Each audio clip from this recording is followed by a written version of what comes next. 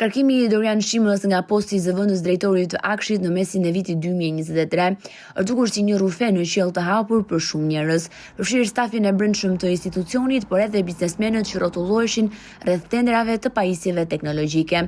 Dyshimet e disa prej punonjësve të Akshit në prokurori tregojnë se mes të dyve ka patur raporte shumë të forta. Drejtoresha Karçana i kishte dorëzuar Shimës çelësin e tenderave dhe duket se gjithçka e vendosnin bashk.